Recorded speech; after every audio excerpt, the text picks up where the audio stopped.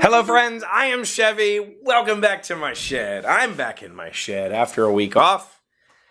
Not a week off. I didn't take a week off from the show. I took a week off from this place because I had to go play games. Well, that's kind of a lie. So last week I did as you requested, as was requested by all of you. Let's put it that way.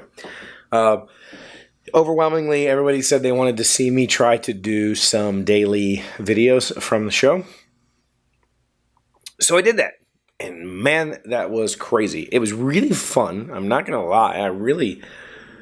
I truly enjoyed doing the daily videos. But man, that's a lot of work. Like a lot of work to put together. You've got, let's say Friday's episode, I think I had 132 clips. That's, all of the little product shots, all of the little costume shots, all of the time lapses and me talking and all that stuff. 132 clips, probably a couple of hours of footage that I had to condense down into like an 8-minute video was my target for those episodes. I didn't want to go over 10 this time. And I'd never done an edit like that. I mean, that's not really true. Some of the build edits that I've done are pretty big when I make a project. But that sort of thing was, I was setting it to music. There was a lot of just visual stuff, just montage-y type stuff and time lapses.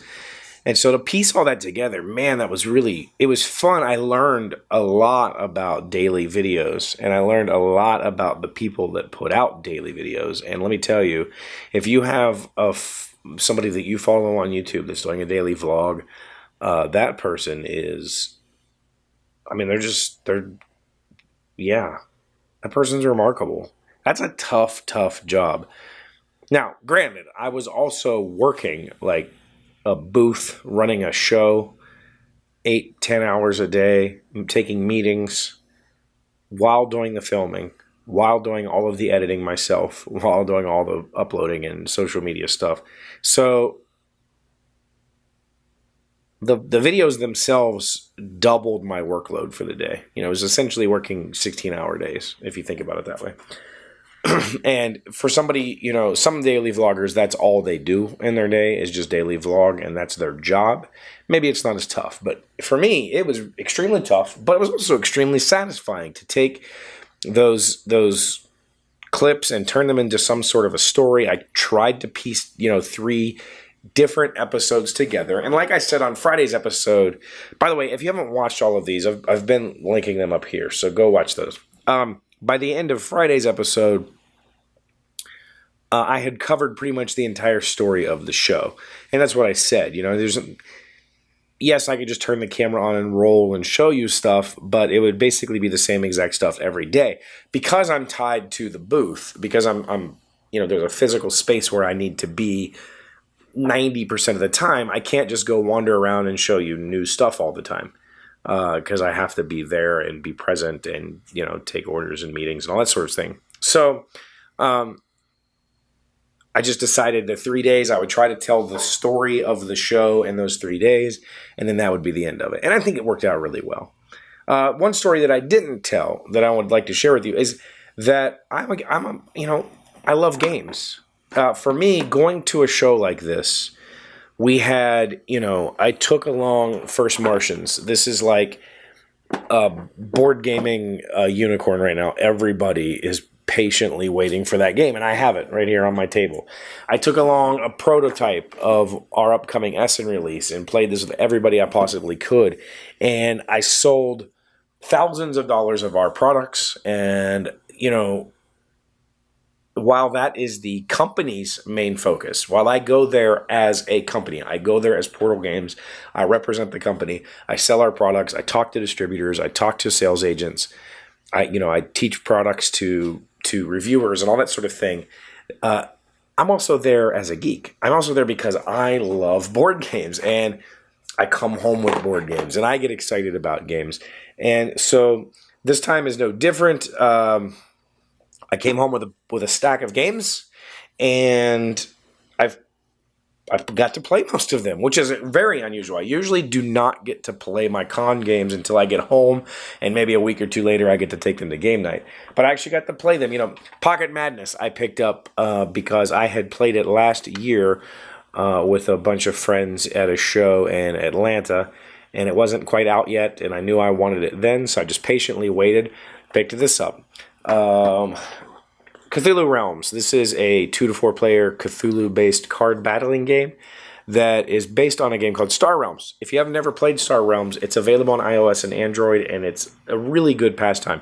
I've played about 1,800 games. I'm not even kidding you. 1,800 games of Star Realms on my phone. So Cthulhu Realms, I've had it on my wish list for a while. I picked it up this show just because. A game called The Grizzled. And the Grizzled at Your Orders expansion I picked up. This is a very, very, very tough cooperative game. Very, very difficult to win. And it's been out for a while, and I've never played it. I've watched 2 groups play it and get frustrated. I've never played it, so I picked it up. The Networks by my friend Gil Hova. Gil did this game a couple years ago. I finally got a chance to get it. Got it autographed by Gil. And this game is fan-frickin-tastic if you like kind of engine-building card games. Cottage Garden. Uwe Rosenberg. I really like the 2-player game called Patchwork, which is a 2-player tessellated tile game. Tetris, essentially, on a board. This takes it up to 4 players, essentially. 1 to 4 players. And it's got some really cool, unique elements in it that make it a little bit extra special. So I picked this up. And finally, a game that's been out of print for a very long time called Lignum. This is an ultra-heavy Euro, like a super-duper heavy Euro. And I've never actually played it, but it's about forestry. It's about taking down hardwoods and softwoods and turning them into lumber and selling them. And so I had to have it because, A, it's about lumber, and B, it's a game. So this is the stuff that I grabbed, and I got to play most of these and had a blast with them. I'm not disappointed in any of these. And the thing that makes this special is because, and this isn't bragging, this isn't the intent of this, the only one of these that I paid for was Lignum. And that's just because this company is specializing in publishing out-of-print games, so they're not interested in trading these games. The rest of these games came through trades, and that's something that's super special. Publishers, we none of us want to take our product home.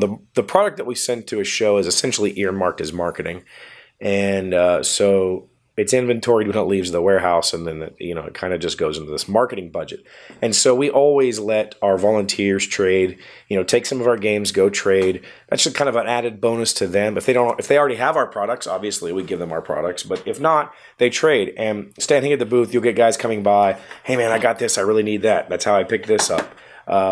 Pocket Madness, well, I just asked for that because I'm really good friends with the publisher. The Networks, I was going to go buy this on Sunday because his booth was right beside ours, and one of his volunteers came over and said, hey, man, I got the Networks. Uwe Rosenberg's Cottage Garden, I put that one on Twitter. I just went and took it from my very good friend Steven at Stronghold Games and kind of gave him a little jostle about it, and he was like, okay, you can have it. Like, I was just kind of playing, like, I'm going to take this. And then kind of jostled him about it. And he's like, yeah, you can take it. I like you. And I'm like, okay. And the Grizzled, I traded for this. So these are all games that I traded for. And that's what makes it super exciting because not only am I getting games that I'm really excited to play and take to game night, it's kind of a game to get these games, right? Because we trade for them and we have really good publisher relations. I know almost everybody in that hall. They all know me. Constantly throughout the day, people are coming up to me and saying hi. And that makes it super special. We're a big family. We've all been in this together for years. We know everybody in that room because we've been all over the United States together, traveling to these shows. And that sort of friendship, that sort of passion for each other, it's super amazing. It's super unique. It feels very similar to the relationship that we have here on YouTube. We're all super good friends, and we will all help each other out no matter what. In fact, last year, I had a couple of the Polish team members here helping me for the show. They had to leave at 2. You're not allowed to tear your booth down until 4 unless you want to pay a big fine. It was just me. and guys from other publishers came and helped me pack up. And that's pretty freaking remarkable. That's honestly really amazing. So we're all great friends. We all have a very, very deep passion for this hobby, and it shows. So I've got a big-ass stack of games to play. I got home today. It's a little early, and then I took a nap before doing this video so that you could catch me at least somewhat awake and chipper. So I hope you enjoyed all of the vlogs last week. I had a blast doing it, but I'm also glad it's behind me because that editing on the go was rough. And editing while playing games and teaching games was rough. So thank you for being here as always. I really do appreciate you very, very much. Please leave me comments, send me some emails, send me some tweets, send me some voicemails, send me some postcards. Let's get kind of back into the swing of what the show was a couple of weeks ago and get out of this funk that I've been in and make the shed great again. Yeah, I'll see you guys tomorrow. Hey, Doc, wait! I want to ask you something. Today's random fact comes from blog.zocdoc.com. Can you get a tan through a window? Scientists have known for a while that glass filters out most of the harmful UVB rays that cause sunburn by damaging DNA, but lets through UVA and visible light. UVA can still cause some tanning, but at a much reduced rate compared to UVB. So just cover your body in plate glass,